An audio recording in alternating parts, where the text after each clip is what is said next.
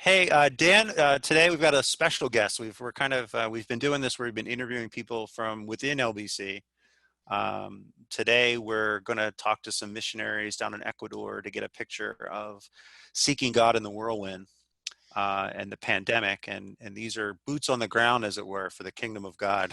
As we were thinking about this and we've been talking about this following news stories, I had seen that the pandemic uh, had reached Ecuador, had created some real problems in Ecuador. And right away, I thought about some friends of mine who are missionaries down there and wanted to get their perspective. And so I thought that's one way we could lead today. So I want to introduce Pete and Jen Emery, and they're going to let them at this point tell us who they work for, what they do down there, and then we'll get into some questions with them on just how the pandemic is affecting Ecuador, how it's affecting their ministry down there. And then hopefully we can talk a bit about just that negotiation, right? Particularly when you're someone from the United States and you now live in the majority world. And how do Christians in the majority world negotiate the kingdom of man and the kingdom of God? So Pete and Jen, thanks for doing this for us. Thanks for Yeah, hanging out thank you with very us. much. Yeah. So please tell us a little about what you did, what you do down there, stuff like that. Okay. So my name's Pete. This is my wife, Jen. I was born and raised in Ecuador. My parents were missionaries. My grandparents were missionaries in Ecuador. So Wow. we're working on the third generation Wow. of missionaries in Ecuador. So, but it wasn't until later in life that I got called down. How old was I? About 30, No, 40 something. 40 something before Yeah. we actually made it down here to Ecuador. But anyhow, we came down. We're working with a ministry called Extreme Response. Extreme Response is a Christian-based humanitarian aid organization, and they work with people in extreme need. And it started out 20 years ago, well, almost 23 years ago now, at the city dump in Quito. One of my missionary co-worker, my father, used to lead teams and everything. Anyhow, make a long story short, he saw this garbage dump. It moved his heart. He couldn't believe that these people were living right in the garbage. Hundreds of people living right on top of the trash. Now, I'm sorry, Pete. What do you mean by living in the trash? Um, they had a landfill, and they'd bring a truck in. They'd dump the garbage right out onto the ground, right into this ravine.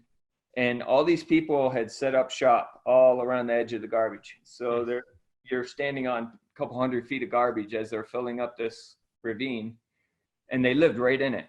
Children, adults, old people. They had like makeshift homes. They would take like cinder blocks or like cardboard and build little shacks. Yeah. And they all lived there. No running water, no people, babies you'd see. And then what would happen was a garbage truck would come from the city, dump the garbage right out on the ground. They would come and dig through it and try to find whatever they could out of it. Their food, their clothing, everything they got was out of the garbage. And then the bulldozer would push it over the edge. And there were a couple 100 people. And when Jerry went there, there was already probably 2 generations of people that had already lived there. So a lot of the families that we work with were born and raised in the garbage dump. Wow. Pete, did people move there for access to the garbage dump for resources? Yep. Okay. These are people that uneducated people. Some of these people were criminals. Some of these people, something happened in their lives where they found this was their only way of making a living. Some were subsistence farmers that would come from the country and came down to the city seeking a better life, and it didn't work out. And they found out like people didn't like people picking from the garbage on the street. Like when I was a kid, I would go out and hand my garbage to a person, and they would dig through it and pick out whatever they wanted, and my leftover sandwich, a bottle, some cardboard, whatever they could sell.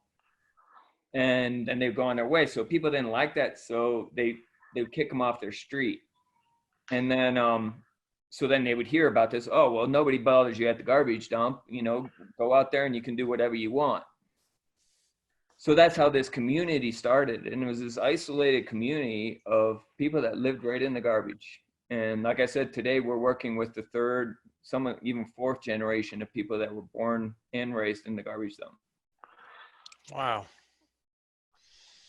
That's amazing. So what does ministry look like in that regard? Is it, I mean, it's obviously need and food and those sorts of things. How do you interact with them? How do you minister to them? Well, way we started it and way Jerry started it, our founder, was he started working with the children. These people were very closed and reserved, wounded people.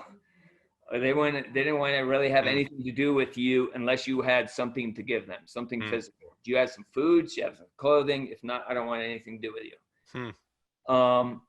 So we started working with the kids and going and playing games with them, teaching them Bible lessons, bringing food, bringing clothing, different things like that. And then as the kids started opening up, then the parents were always hovering off in the distance, mom or dad. I think a big misconception is that poor people don't care about their kids. These people care about their kids. It's not that they don't want to, they're in survival mode. These people are just trying to survive. Right. And so they, once we broke the kind of the ice with the kids, then the mothers started opening up. We started first with the biggest need we saw was we need to get these babies out of the garbage. So we started a daycare center, and we take care of their babies, let them go recycle them, give them a bath, feed them, you know, and that kind of stuff. Then that grew into an after school program once these kids started growing, getting the kids to go to school. The best way to break generational poverty is through education.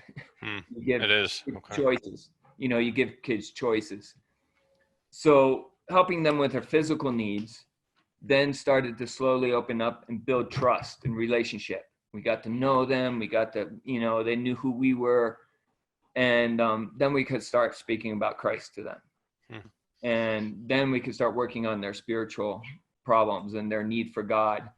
And him coming in and helping their lives. So it's almost like we had to live our faith first before they would even start to believe us or listen to us.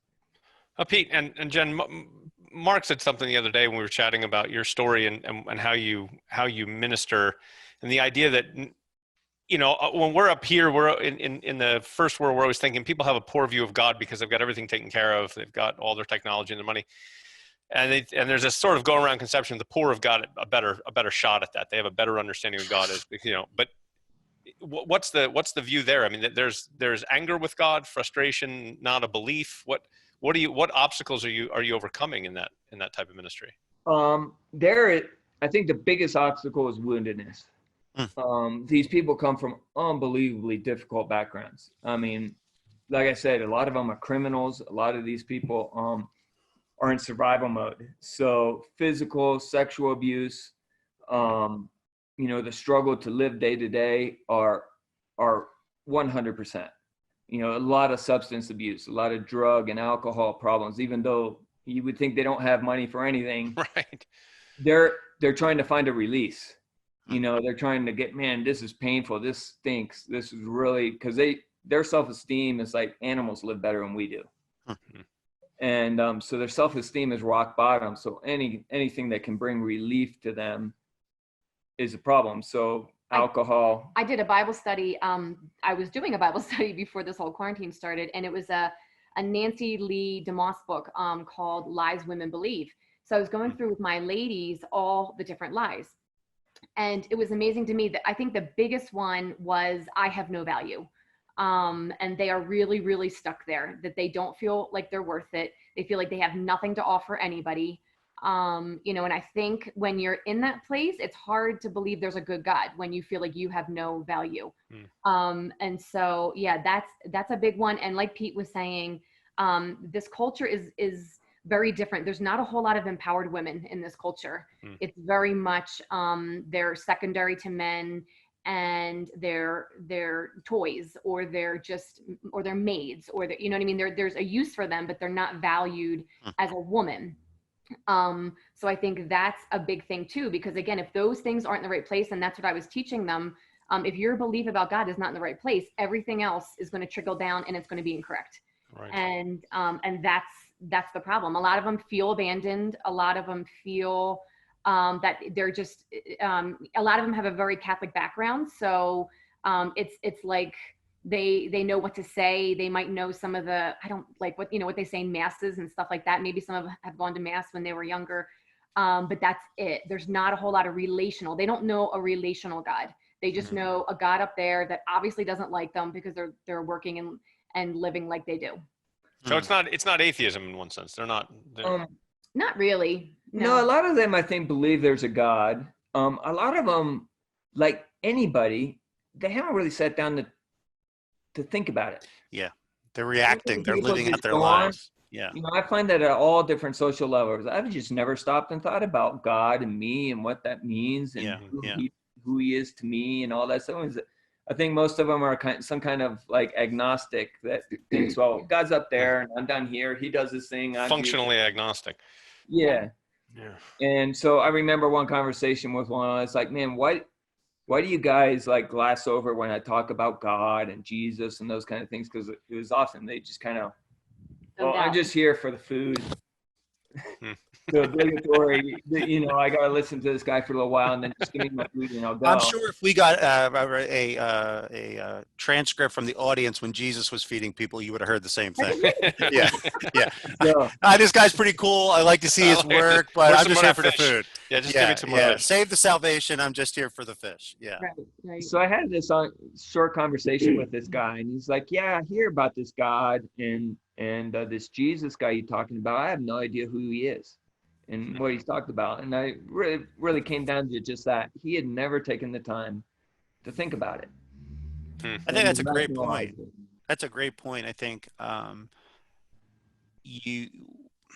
when I was growing up in Philly, in certain neighborhoods, it was like you went to work, you did your thing, and if you were Catholic, you, like Jen kind of said, you kind of like you did your Catholic thing, but you didn't really think about it. You just kind of did it. It was just kind of like, well, of course I'm Catholic. I'm Italian. You know what I mean? It was just it was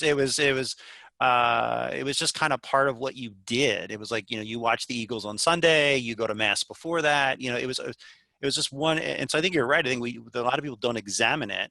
And I think one of the questions is, do people who grew up in the church, do we really examine what it means, or do we sometimes, that's part of that negotiation, I think, Dan, do we really think about what it means to be a believer, what it means to be a Christian, or if you've been raised in it, you can almost just take it for granted, and it's like a sweatshirt you wear. Right, but see here, and here's what I'm interested in the work you guys do is that that's a first world problem in one sense, because you have everything you need, so you don't really have to, right? I mean, we've got Walmart, so we don't really need God a whole lot, maybe from time to time. But that you're working in a very different situation, and yet God is just as unneeded in a sense there. What I found is you have people trapped in their poverty by their circumstances, whatever it is, their lack of education, their lack of opportunity, whatever their circumstances cause, whether it's poor nations, some people in Africa, there is no work. Not that they're lazy, there's just nothing they can do. Right. Those kind of things. And then you have people that are trapped in your affluence. And I was that guy. I was the guy that was trapped in my affluence. And I thought, man, I just need the bigger car, the better house, the better this. If I have all these things, that'll solve my problems. And that'll solve what I need. And I found out, eventually that's an empty hole. They both need God in their own way. They need Christ. Christ is the answer to their problem. And it may not change their situation. That's something that was really hard. That was hard for me to understand. I came down here, I was like, man, I'm going to get these people out of this garbage dump. This is horrible. We need to change this. And what I learned was that, no, God doesn't always take us out of our situation. I could not get some of these people out of the garbage dump as much as I want, and I try. It's impossible. They have no education. They're 50 years old, 60 years old. How are you going to change all these things and get them to a place where they can hold a job and get a thing? That wasn't possible. It was very frustrating for me. But then when I realized, if they have Christ, they don't need to get that. Christ will save them. It may be on this earth and it may be not, but he always promises that he will carry us through our situation. Now talk about that. That's really profound. Because I think that's if say a poor negotiation, Mark, the way we've been using that term is that, we'll rely on God because we know that he can fix the situation. And there's lots of Christian music that sings to that regard. And I think a lot of, Yes. we feel that automatically, that that's what this is about. And what you're saying is we need to recraft our relationship with Jesus so that it's not dependent on that, right? I mean, that what the hope he brings may not at all be connected with what changes in our lives. Yeah. No, I was gonna say it's not tied to our circumstances, and that's what we're trying to even like teach them. You know what I mean? The Bible tells us to be joyful in all our circumstances, but so many of them are like that's what they look at and so many of us too. I feel like I'm very much on depending on what day it is. I can be totally taken out if I had a certain circumstance and I would just get super distracted and get focused on what was me. This is my circumstance. Oh my gosh. But trying to get them to live above their circumstances and really try to see that the relationship with God and the enjoyment of God is more than giving them stuff. I mean, we talked when we were talking to Mark a little bit last week, I said, I got really pulled into just giving him stuff the first couple years that we were here because it was easy. One, we had a lot of stuff. We always have teams come down and bring us down stuff. So it's like, oh, here. Right. But then we're Santa Claus. And then that's what they look at us as. We're the rich gringos and they, can hit us up for whatever. I can't even tell you how many people come up to me every Thursday at the Bible study I was trying to do, how many women would pull me to the side and be like, my brother's nephews, nieces, cousin got in a motorcycle accident. He needs $100 for the hospital. And I'm like, I'm sorry. Like, this is what you have to pray about. And you have to, I don't have that money on me now. And I don't I can't, that's not what we are. That's not. And so we had to kind of try to break that idea and that kind of like a stereotype. And it is a big stereotype down here that if you're a gringo, you have money, you're well educated. And especially if you're a missionary, you want to give it all away. If you're not cargo religion, right? Is that the cargo religion's the same thing? Yeah. There's a concept. I forget where I heard it, but it's like in China, they found the same thing. They're called rice Christians. I'll believe anything you want for that cup of rice. You want me to get saved? Okay, I'll get saved 100 times. Then they find out that it had no depth to it. It had no, there was no change in life, no any of those things. What I think happens too is we rely on what's easy. And so, I can give you something, I can give you some money, I can help you with this, I can help you with that. But at the end of the day, what's it doing? And I had to sit down and say, okay, I'm actually robbing from God his opportunity to help this person. Wow. You said something, Pete, that's really interesting. And I have it circled here. And there's a juxtaposition here: trapped in poverty and trapped in affluence. Yeah. I think that's worth mining right there. There's so much value in there because what you're describing in some ways are, and even the rice Christians or whatever, you're trapped in your poverty and you're trying to resolve that. But on the flip side, you can also be trapped in your affluence, and which creates a different idea of who you think God is if you're trapped in your affluence. And I think that's really hard for Western Christians, from in America to hear that you can actually be trapped in your affluence because isn't this all good stuff? And to say you can also be trapped in your poverty. I think that's gold right there. Mark, we always have people, and I always laugh at this, people, we post stuff on Facebook and people will be like, oh my gosh, I could never do what you're doing. Wow. And they're always kind of amazed. I think someone's trying to call us. Excuse me, just hang up. All right. And I'm always like, no, you could, everybody could, if you're depending on God. But I think, again, that's where some people are trapped because they couldn't maybe leave and go to serve in a foreign country because they have a house and they have a car and they have all this stuff. And that's what I think Pete's talking about, where you get trapped with all your stuff because, you don't want to let go of it. You don't want to leave it. So you're limited. Yeah. You become limited. Yeah. It's funny you say this. So again, I've referred to a couple of these since we're quarantined, hashtag first world. Dawn and I have been doing a lot of Netflix watching. And there was a documentary we recently watched on minimalism. And there's this whole movement of sort of wealthy people kind of trying to live a minimalist lifestyle. And it was fascinating. And it's basically, how little can you live with? Yeah. But what was interesting about this was there was no mention of the gospel. There's no mention of, it's just, you'll be happy with less stuff. So it's almost trying to break the trap of affluence without actually meeting the creator, right? There was none of that. It was just, get rid of your stuff and you'll be happier. I think I know what show you're talking about because I heard about that show. Yeah. This is the process that God took me through. When I heard about extreme response and I heard about, oh my goodness, they're reaching these people that live in this garbage dump, it hit my heart. And I was like, wow, finally people are working with them. And then God took me through this like process of understanding these people. Like, wow, what a horrible situation. I was thinking more at the physical end of things and not the spiritual end of things. It's like, oh, how could you live in the garbage? How horrible is that? How eating your food out of there? But God used that to shock me to a point where I had to sit down and really think about my life. And I remember driving in my truck one day, going from one job to another, and it hit me like a ton of bricks. And it's like, what must it be like for a guy to live in the garbage dump, raise his family in the garbage dump, and then go to hell? And he's like, Pete, you have the answers. Christ is who can get that guy out of the garbage dump. If you bring Christ to him, that changes everything for him. And that got me to move. And it was a crazy process of like guilt and shame of what I had and how much stuff I had. And I was like, man, I got to stop buying coffee in the morning, and I could give that money towards the poor people. You're crazy, right? No one stops buying coffee in the morning. Well, I was like, I did. You're just going to hurt the economy, Pete. It's counterproductive. I went through this. I was like, man, I'm spending $3-4 on a Wawa coffee, and I could go to my work and get it for free. So I'll give those $3. But what was happening was God was reprioritizing my life, and he was showing me what was important and what wasn't.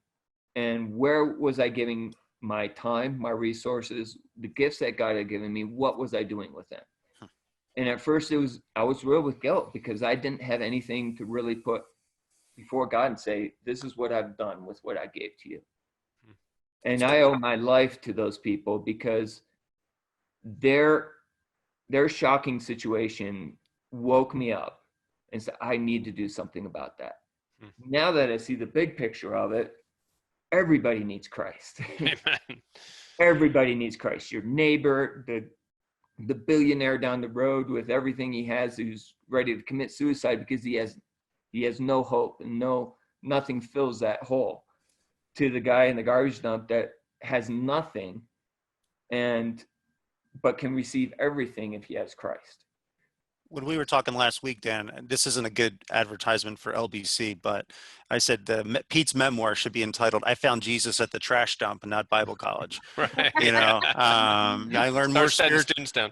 I started more spiritual lessons in Ecuador at the trash dump than I did in the library. So, but so I want to ask this question, guys. We've talked a lot about the sort of the unregenerate, the unsaved people. What happens when people start to have that experience with Jesus? How does their perception, their reality, their experience of the trash dump, of their life, how does that start to change? I'm just thinking of a couple people, ladies in particular, because I primarily work with the ladies, that like when I first started with them in the Bible study or, and I did teach a nutrition class for a little while, just trying to teach them about like what to eat, what not to eat, helping them try to come up with budgets, like as far as what they can afford and that kind of thing. And there were so many people just really, they didn't want to open up. They didn't want to say anything. They didn't want to, and again, we go back to the whole thing that they're not worthy. So that's what they struggle with, is that like, my opinion doesn't matter. And really they've been told a million times their opinion doesn't matter. So you're not going to find you're going to find very few outspoken women down here because they just don't say much of anything. But what I guess I feel where I have seen Jesus work in them, that they might've been a certain way before they met Christ and before they started growing, is that there is this amazing trust. Like I am shocked right now in a way because some of them like aren't calling me every day and asking me for food and all that. They all have my number. We're all on a WhatsApp. I'm running a Bible study now on a Zoom thing. And, so it's like, I think before when they were just kind of, either before they were saved or whatever, they would have been calling, they would have been like, give me, give me, give me. Mm. And we still see that in another ministry we work with, like Pete goes there a couple times a week, and the people are getting angry and they're yelling and cursing and getting nasty with the people because they weren't on the list for the food bags. They did not receive a food bag. And so it's now the provider's fault. Whereas I see our ladies, like they're not asking for anything. They're like, Jen, God bless you. I see a lot of them on the verge of leadership, that they're starting to maybe, or they could potentially step into a role to maybe lead one of the Bible studies, and we can maybe start breaking down some of the Bible studies and spreading them out a little bit. So I think it's like when, because again, when I first was there, everyone was like, give me, give me, give me. And now that I've been with them for 7 years and they see that that's not really my role. And and again, in this pandemic where some of them are, I mean, Pete goes to visit their houses every week and he sees how they're living, and they do need a lot, and they could be asking for more. But they aren't. They're going, okay, we're going to trust God. We're going to trust God. So that's where I've seen personally that's I think what's beautiful about people in these situations is that it's stripped down to the basic. You know what I mean? So when we see families and people start getting it and start connecting with God and stuff, just like you said, there's a shift where they don't need the physical stuff anymore. What they're really desiring is more relationship with God, because they know that makes a difference. They've learned, they've seen that, they've experienced it. And it happens. It's like I have a guy in my shop, Patin. Patin was kind of your classic garbage dump man. He worked just enough to get his next drink and get drunk. I'm going to work just enough to go get drunk, worry about, forget about my problems for as long as I possibly can. So that meant 2 days of being stone drunk. I mean, passed out on the sidewalk drunk. It could be a week. And then he'd show up to his family, frustrated, defeated, beat up, beat them out of his frustration, abuse them, and then you go back to work, and then so you get God into their lives, and suddenly he started to see, his eyes started opening up. He's like, yeah, this drinking is killing me. It's this vicious battle of, trying to find comfort in something that doesn't give it. And then the shame and the guilt that comes afterwards that Satan pours on you, of like, you're a loser, you're no good, because he doesn't want to do those things. He doesn't want to go beat up his wife. He doesn't want to do those things, but he's angry, he's frustrated, and that's his release. So you start taking those things out of there, and suddenly their life gets dramatically better. The abuse is gone. He's not abusing his wife. He's not drinking. He's not spending all their money on food. So now they have some food on the table. And I even found out that, as I'm trying to find them work and different ways of trying to get them out of the garbage dump, he's like, I'm okay. I'm okay here. This is I'm okay. If God wants me to get out of this, I'll get out of it. But we're doing okay right now. And we want to keep pushing them. I do think God wants you to get out of these tough, suffering situations.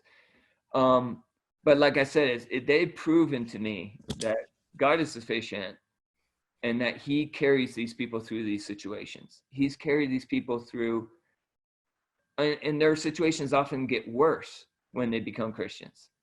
Now they get ostracized by their coworkers. Why aren't you fighting all the time? They used to have to fight for the garbage and literally physically beat people off of a piece of cardboard, a bottle. I'm not fighting anymore. God told me I'm not supposed to fight. You're a wuss. I'm going to just take your stuff. And, and their life gets harder and worse. And my heart's breaking. Like, Lord, what are you doing here? But I see them persevere through that. And it's been inspiring to me. That these people, they're like, no, I'm not going to do that. I'm done with the fighting. I'm done. I see the chains now. I see what's holding us back. I'm not going to go there. And then their lives improve. And that's proof that God comes in and he he can change your situation without removing some of the things that we think need to be removed. So let's I think we've got a pretty good picture of just what Jen and Pete are doing in their experience center. If we could shift gears to the pandemic and how that is influenced or impacting the people you're serving, how it's impacting Ecuador overall, and also how people in these situations are responding to it. We're 100% quarantined. Pretty much there's a curfew from 2 p.m. to 5 o'clock in the morning. So everyone has to be in their houses at 2 p.m. So does that mean that people at the trash dump have to be in their... The trash dump closed down. So the trash dump isn't even, like, they're out of work right now because the trash dump, everything, there's no businesses open. I mean, everything is shut down here. Wow. Only way you can get, like all the restaurants are only open for takeout. So you can't go to eat anywhere. Like only our supermarkets are open. Like all the hardware stores, all those other places are closed. So the only supermarkets and pharmacies are basically the only thing. They're only businesses that are allowed to be open, other than if you want to do takeout food. How are the dump people eating? That's why we're giving them food. Within 2 weeks of the quarantine starting, our people were in crisis. They had nothing because they can't recycle. They aren't allowed. They can't go to the garbage dump. That got closed down, and they can't recycle off the street either because there's quarantine. And in this culture too, it's not much of this culture does not store up food. I don't know how to say that, but like Mark, I think I mentioned this to you before. Like there's no Costco's down here where you go and you buy, lump sums of things and you keep in your house and you can live, for a month probably off of what you buy. So even like the middle class and wealthier class of people, they don't even stock up on food. It's very much like a culture that you either buy your food on the street or you go to restaurants. But a lot of people don't bake and they don't make a lot of food in their homes. So to start this crisis, they didn't have a lot of food in their house to begin with because it's just not a part of the culture. And they do live day to day because they do wait for money to come in. They also don't save. Right. They don't save up money. So they live week to week or paycheck to paycheck. So things got critical pretty quickly. So we've gotten some practice. We did some disaster relief with earthquakes and different things. So we've gotten some practice in the shifting gears quickly. And ours was like, what's the need? People need food right now. So we started working with food distribution. I want to connect to that a little bit, thinking audience and some of the things you've been talking about and the way you've been talking, and that what I think is happening with a lot of people here, especially people who've grown up in comfort, is, you're getting at it very directly, that for a lot of people, they've never made this disjunction between God's physical goodness and his spiritual goodness, right? And I think I'm seeing it and I'm feeling it in our church and our care groups, that they're trying to now wrestle with this. But if God is allowing this to happen, what's wrong with the situation? And what it seems you two have gone through so much, and with the people you dealt with, is seeing these in a sense, and maybe I'm wrong about this, so if I'm using the wrong word, I apologize. There's an opportunity to, you said, recalibrate what it is God is doing for us. What is God calling us to? How do we, from your experience, and we're in the first world, all about who we are, you've been here, how do we take advantage of this moment to recalibrate in the ways that you've had to? I think when I work with these people, studying suffering has been a big part of my life. God, why do you allow this suffering to happen? Some to very good people, to godly people, more godly even than I am. Why do you allow this suffering to happen? And what I've learned is that God uses suffering to draw us closer to him. We have two choices. We can either kind of move away and say, no, God isn't good, and alienate yourself from God, move away from God, get resentment, bitterness, those kind of things. Or we can go to God and say, wow, I'm sorry, I repent and I want to come to you for my help.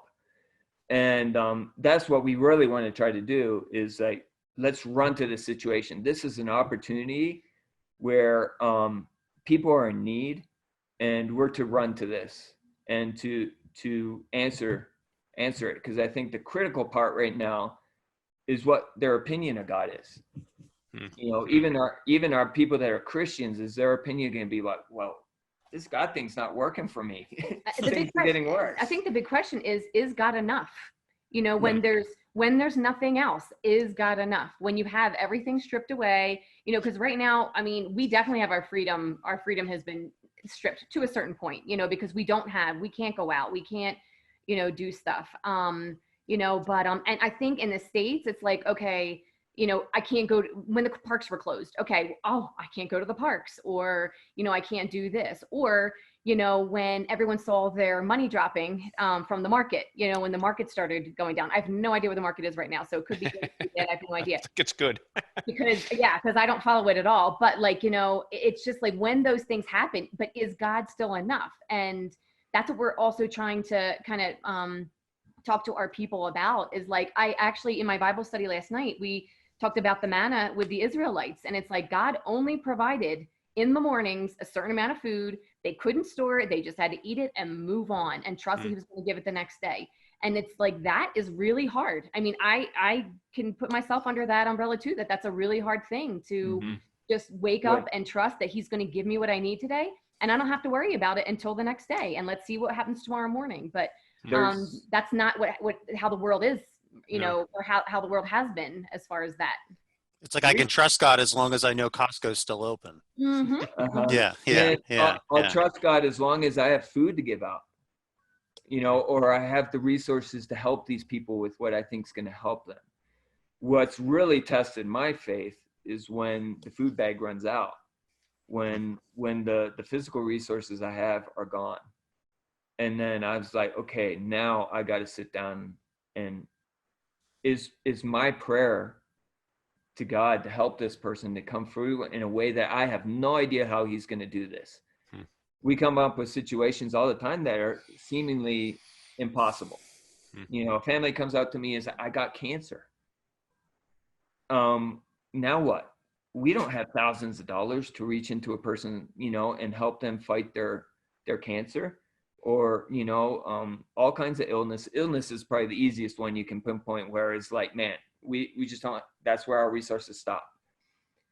And then that process of me saying, okay, but I have a God that can solve this problem. And I can pray with you. And actually, that's the best thing we can do with you. I told the people this morning, there's 30 people in line when I was handing out food. You know, it's really easy to come and get a bag of food and walk away. It requires very little of us, maybe a little bit of time, a little bit of effort, some money, maybe to get a taxi or whatever to get there. We leave and we have our food. I don't know if that's necessarily always what God wants. And he said, when you walk away with no food, but you have your faith. If you have faith, then God can do amazing things. And God has been working through my doubt and my saying, well, God, are you going to come through for these people? If I pray with them and say, I can't give you a bag, but go with faith, are you going to show up and come through and be real to these people? And it boils down to that. And I think that's the best thing we can offer them. If they can walk away and God provides in his own unique, beautiful way, that's going to be so much more real to them than me preaching to them, to me, anything I can physically do for them. I'm sorry. Yeah. Something you guys said is, Jen, I think you mentioned it. There's a time where when the food runs out, the people start getting upset to the people who they think should be providing it.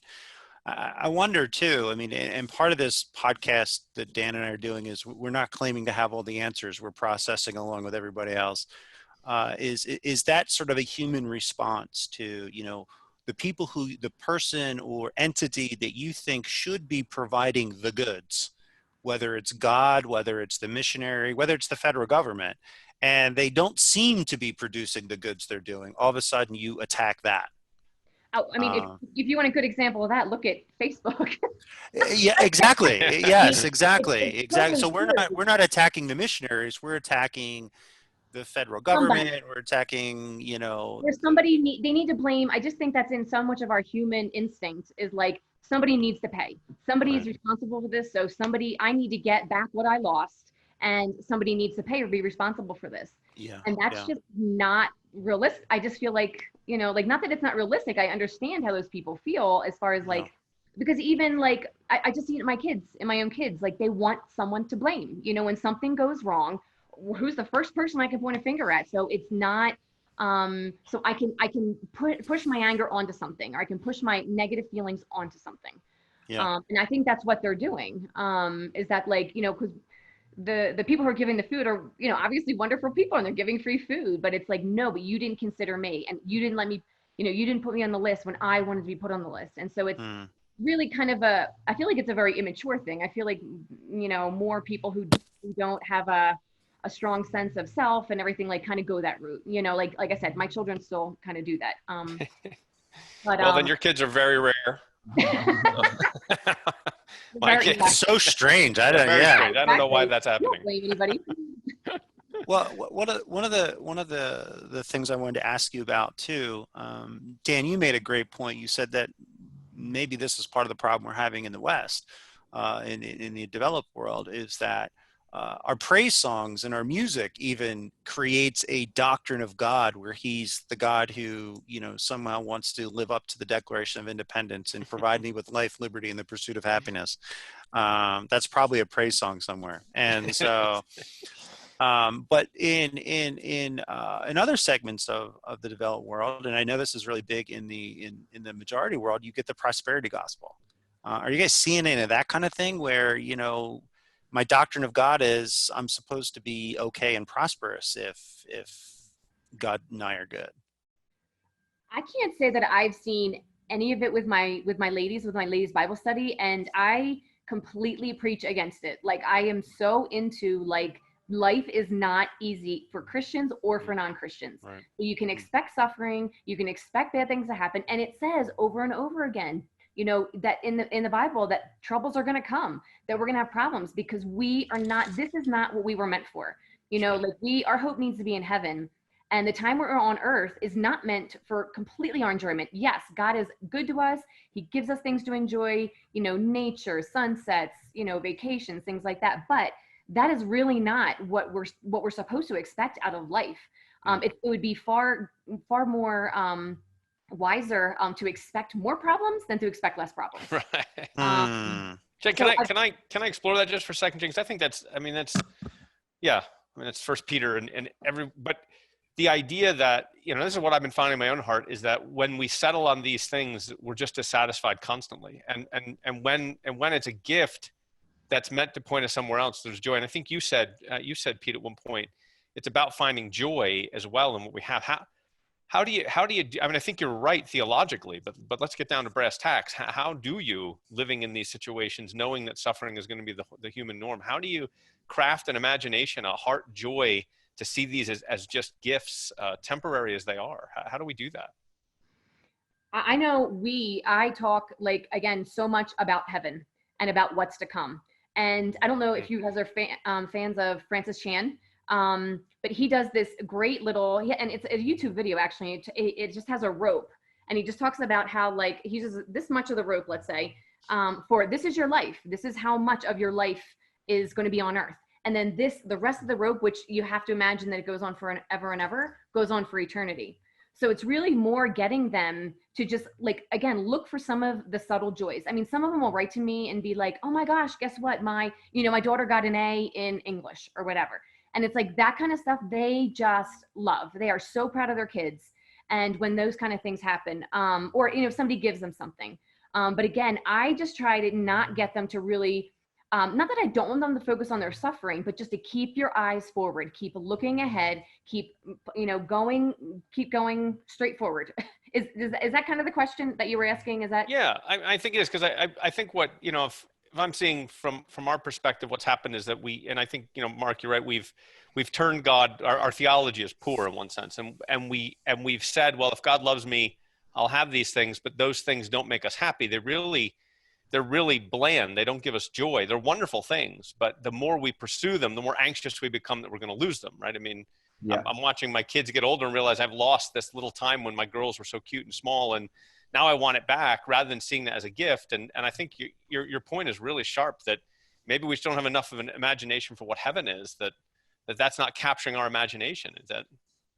I think it comes too. I mean, it's great to think about heaven and what lies ahead of us, but God also gives us it now. You know, he gives us things. It's like that peace in the tranquility in a horrible situation. You know, I've talked to a lot of these people and be like, well, how are you doing with your cancer?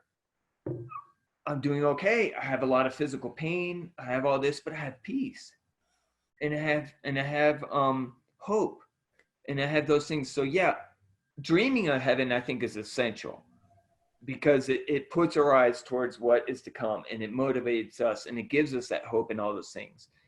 But what's blown me away is that they find contentment in times when there shouldn't be any. It doesn't make sense to have any. And that's where I think God's word really comes true, you know, and helping. When I say God has reprioritized my life, that's what I'm talking about. You know, it's like, okay, I wasn't able to help that person physically, but I'm okay with that. I know God's going to come through, and somehow he's going to pull that person through that situation. It gives me peace, and it gives me hope. And then when I see it happening in front of my eyes, it gives other people hope. And those are the things I think that we've forgotten a lot in our society. And we want the quick fix, we want the comfort, we want those things. It's like, what I've been trying to teach my people is like, man, God's after something much more valuable than you being comfortable and then you being safe, or he's after your soul. And in order to get your soul, you're going to have to go through some really hard things to understand it at its purity, at its full level. They are so happy when we give them these food bags. And let me tell you, these food bags, like if we were to give these food bags out to people in the States, they would probably be like, what? I'd probably get spit on. Yeah, like, I mean, they're full of oatmeal, maybe some rice, you know, oils, maybe some salt, maybe a little bit of sugar. What else would you say? Like, yeah, very basic, like those kind of things, you know what I mean? And they are overjoyed. They are like, thank you so much. You know, this is going to get us through another week. And here I am, you know, and they have some really nice supermarkets here. And here I am at Supermaxi, and I'm thinking, like, it's really made me think, because I'm still buying, like, Lucky Charms down here is $6 a box. Whoa. Yeah. And guess what my kid's favorite cereal is? Lucky Charms.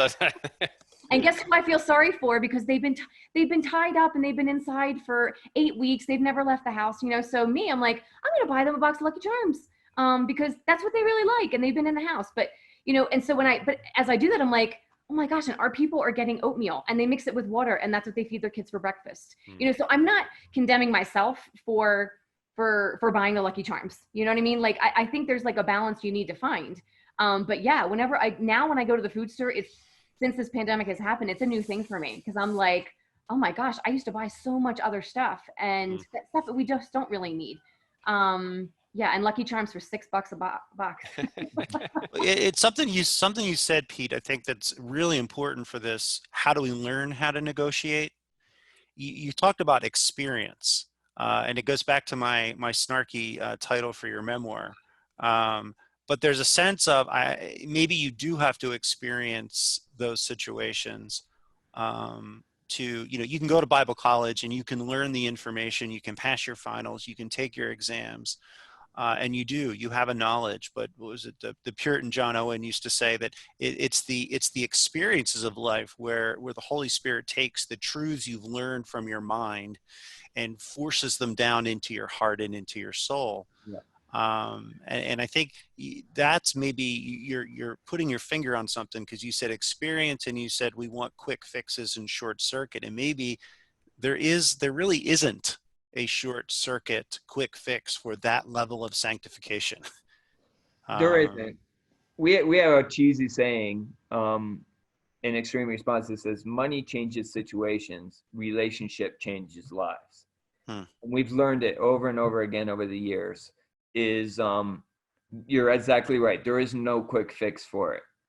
To build, God works through relationship in our life. It's our relationship with our Father that keeps deepening and growing, hopefully. it works the exact same thing with our people. We had to earn their trust. We had to sit down next to them. We had to go through their suffering together.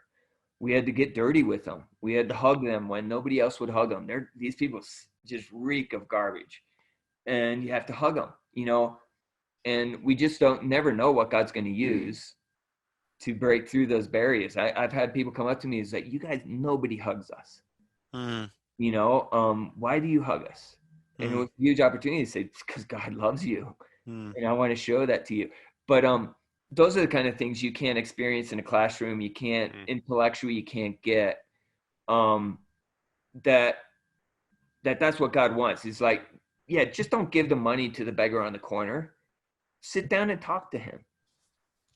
Listen to his story. Hear what he has to say. What are his struggles? And then you come in and it's like, wow, yeah, I can't understand that, but I want to come alongside you and help you some way. And then those are the acts. It's like, that's what Jesus did. You know, I love the story of like the blind man in the mud, you know, or the leper. He hadn't been touched in years. And what is the first thing he does? He goes up and touches him. It's like those little extraordinary things that God lays on your heart to do are those transcendent things where you see miracles that God works through the tiniest little things, and teaches you these huge treasure chests of faith and of love and graciousness and grace and forgiveness that have no value to them. Dan, we've been interrogating these people for about 50 minutes. Look at that. I know. This is good. I could interrogate longer. But what I wanted to do is ask you if you had any more questions, and then I wanted to open it up to anybody who logged in if they had any questions for Jen and Pete. Wanted to make that opportunity available. So we have a couple people logged in with us. I do. I'm trying to unpack a lot of things you've been talking about, and I think you're saying things that are so clear, I think, about how we don't understand suffering. We had Mark Farnham, who's a professor here on, who, normal first world life. And then everything went sideways on him, brain tumor, cancer. And he wrote about it, and he said, finally, God is done with suffering what other things couldn't, in a sense. Like he's used suffering to teach me. And that's just stuck with me. And I think you're saying it as well. And it's just, it's bringing a lot of order and structure to my own understanding of these things. So I'm deeply appreciative of your experiences, the work you've done, and what God's taught you that you can teach me. So thank you for that. Otherwise, no, we can open up, Mark. Is there anybody who's with us that wants to either ask a question, or you can ask it, or you can put it in the text box and chat it, whatever. We'll give that opportunity. No, I think that was on the other end. Okay. Maybe while we're waiting, I don't see anybody jumping to here. No. Here's my American farmers' common sense coming in, which could be a danger. I've been talking to other people about this. They're saying, the first thing you need to do is pray. You just need to spend more time in prayer. Is that because I mean, not granted, I think there's probably things around me where I could be doing things in my local community that I haven't been doing. And from what you're saying, that seems like a very important part of this. On top of that, in addition to that prayer, what else would you advise us as we grapple through these things? As far as like the pandemic, or? Well, just in general. I mean, yeah, I think the way you're talking, what's being said here is that we really aren't going to come to know these things until, as Mark, you said, until God drives these things down into our soul. We don't want to sit and twiddle our thumbs and play Xbox, figuring it's going to happen someday. So how do we prepare? How do we?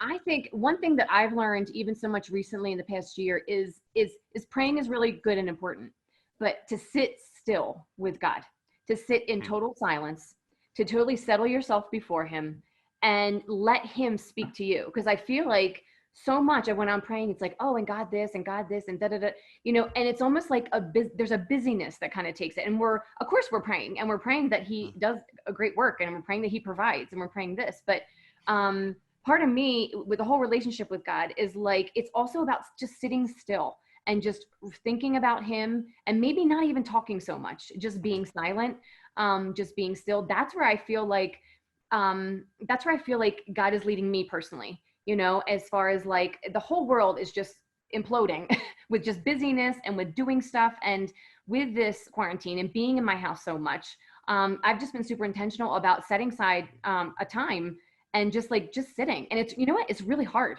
Like, Yeah.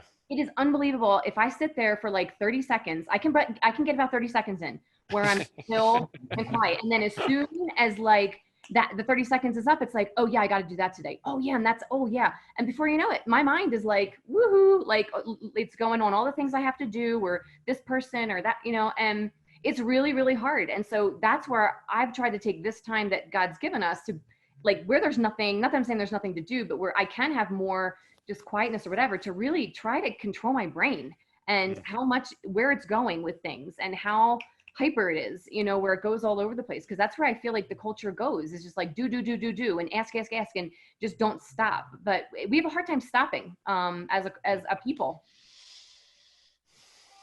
That's very helpful. Thank you, Jen. Yeah. Yeah. And I think too, something we talked about when offline a little bit, even with the pandemic, and we'll kind of leave this we'll close it with this because I don't see any questions coming in.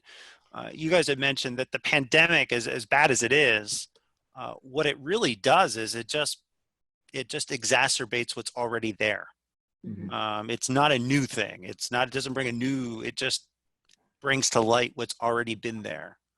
Can you just expound on that a little bit? Because that was really good statement. Yeah, with things that are always there strike up. I think one thing that does the pandemic does bring up is it does bring up fear. You know, a lot of people are scared, and when they're scared, they're a little more open to hear about God and different things. Now, whether it's going to be something that lasts is yet to be seen, because I think, well, I'm scared. It's like there's no atheist in a foxhole. Well, I'm scared. Right. So I'm going to pray. But then the minute he's out of that situation, well, God, I'm done. Okay, I'm out of this situation. I'm done. Let's go. What we're really praying for is those opportunities to make it last, to break the barrier of fear. And but the poor are still going to be poor after this too. Yeah. Like, our people are going to go back to, you know, our people still lived pretty much day to day. And like you said, Mark, like what this has forced to happen is that like now it's even worse. You know, so it just makes it a bigger problem. And again, I mean, and we work with about, I don't know, maybe there's 100 people in our garbage dump, maybe a little bit more than that, but they're not the only poor people in Ecuador. They're not the only, you know, when you look at the world poverty level, like the people in Africa, the people in China, like it's just hitting the poor like you wouldn't believe this pandemic. And so it's bringing out all the, like with this, it's making everything shine, all the problems really, really. So in a way, we need to keep our eyes open and be like, wow, like all these problems are kind of leaking out. When you think about it, when we're all trapped in a house together for, you know, 8 weeks, are problems going to come out between us? Yeah. This kind of taking some of the shells off of even, you know, stable, solid families. Are getting rocky because I fight with my wife. You know, our relationship is not strong and solid in Christ. He's using an example. Yeah. I'm using it as an example. Is like, you know, some people fight with their wife. I have a friend. Yeah, we'll call him Meat. The guy that used to escape from his family life at work because he didn't like what was going on at home. Yeah. You know, all those kind of things are kind of exasperating. So I think what God's doing in that is he's kind of exposing a lot of problems. Amen. Realize it's like, yeah, you guys need to come to me, you know, for these answers. And here's something that was hidden, maybe because we had comfort and because we had all this other stuff. Yeah. But when that gets pulled away, look what you have. You said a very powerful statement there, Jen. You said our people are still going to be poor after the pandemic. Yep. But what is interesting, I think, and Dan, this goes back to what we've been talking about a long time, is that in the Western industrial world, we think, well, okay, we have a problem. Now, how do we muster our resources so that we can start the utopia after the coronavirus? Where there's almost an acceptance in certain cultures that you're not going to defeat this. You're not going to defeat poverty. You know, that's a very American thing to say. We're going to have a war on poverty, right? Well, or Mark, maybe I could take it a little further. And I think you're right. That's a great observation, because what's underlying that is this isn't normal. Yes. The normal is when everything works out and we'll muster resources to stop it for the timing, and then things will go back to normal. And, you know, if I think what you guys are saying is that we ought not see it that way. We ought to see this as the normal in the sense, because this is revealing the human soul. This is revealing where our hope is really placed. And so, and I was talking with a friend of mine, he survived coronavirus, had a really tough bout with it. And he said, I don't want to go back to where I was when, you know, when I didn't care because I was just busy with my life. I want to live in this moment where I realize all I have is Christ, but it's very hard to hold on to when things go back to, you know, normal. Yeah. Yeah. Well, I'm good from there. I think they've given us more than our Oh, share. my. They've given Yeah, us an hour. yeah. I could stay on another hour with them. I'm so thankful for you guys. We love you guys. Thanks. We love you guys. Thanks for sharing with us. Yeah, thank you for those who came and observed with us, even though you didn't have any questions. And of course, we'll post this for the community. Jen and Awesome. Pete, it was a real privilege getting to know you. I'll be praying for you and hopefully get to talk to you again, but thank you very much. Okay, Dan, I'd you're like to welcome. bring them for the missions conference at some point. Absolutely. You know, I think that's Yeah. Love a to. must. Love to. Yeah, yeah. So This all is right. part of our passion too. Yep. So Yep. getting people to Be on you know, fire. just Yep. be on fire for God and go out with the Great Commission and share the gospel with people is a big passion of ours. Well, that's something we can talk about. We'd love to have that. I think that connection. Sweet. Okay. Awesome. Well, you Great. guys take Thank care you. too. Thank you very much. All right. Bye. God bless. Take care.